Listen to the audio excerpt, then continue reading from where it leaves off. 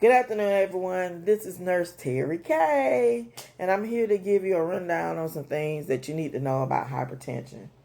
I'm going through hypertension now in my middle age years, and it's not fun because when you're so used to being able to eat the foods that you want to eat, when you're so used to to to doing activities. When you're younger, you're more active. You have more vivid activity going on. You play sports, or you're running, jogging, swimming, bicycling, those sorts of things, and you're very active. Well, now when you're this age, not saying everyone is like that because there are still active people out there, but when some people get a sedentary lifestyle, you know, we become accustomed to thinking that that's the way we should be, and it's not. Um, I am experiencing signs and symptoms of hypertension. In layman's terms, high blood pressure. What is hypertension? Well, it's a condition where the force of blood against artery walls are consistently high. They're pounding high. The force of the blood against the artery walls is high. The mechanisms that are affected includes renal pressure, kidneys, excessive sympathetic nervous system activity, hormonal imbalances as well that can affect the blood volume and the vessel resistance. Okay, so let's talk about it. Let's get into it. Okay, impaired renal pressure. The kidney's inability to effectively regulate sodium and water excretion in response to high blood pressure. Okay, in a normal kidney, increased pressure would signal the kidneys to excrete more fluid, lowering the blood volume and the pressure. But when you have or is affected by hypertension, this feedback mechanism is compromised, and it leads to increased sodium and water retention, which in other words may be in the form of swelling or edema to your extremities, or in other cases your heart.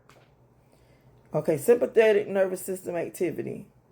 Okay, this plays a crucial role in your blood pressure because it influences your heart rate, your vessel constriction, and your hormone release. In hypertension, however, excessive sympathetic activity leading to increased heart rate, vasoconstriction, and elevated pressure occurs. This is what occurs when you have hypertension. So, for example, your heart rate has to compensate for the blood that the heart is pushing through the arteries. So, with that being said, if the arteries are smaller than what they should be, the heart has to pump twice as hard to get the blood to all the circulating factors in the body. And that elevates your blood pressure. Hormonal imbalances. Hormones like renin, angiotensin 2, and aldosterone regulate blood volume and vessel constriction. But when it's hypertension, however, they can be activated more inappropriately or overly produced.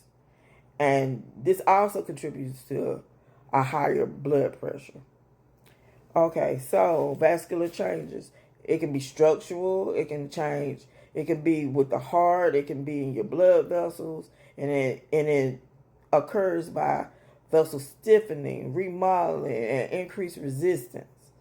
So this will also occur in making a higher blood pressure or elevated blood pressure rate to occur in your body.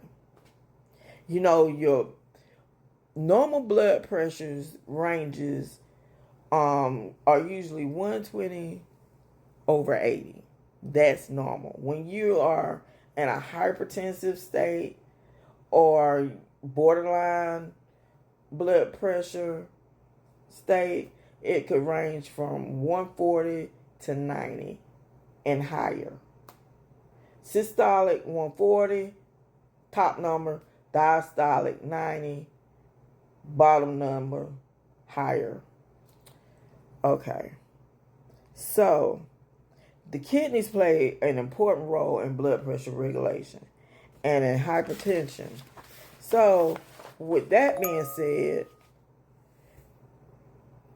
hypertension can be affected both genetically or by environmental factors.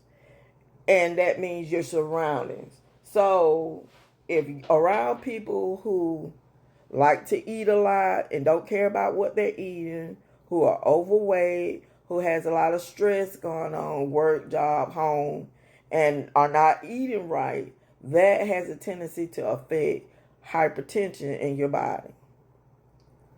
So, inflammation and the epithelial dysfunction, that happens when the inner lining of the blood vessels can be implicated in the pathophysiology of hypertension. So that means that if there's damage to the inner lining of your blood vessels, going back, the stiffening, the remodeling of the vessels, the blood vessels, this is when it occurs, when hypertension can occur.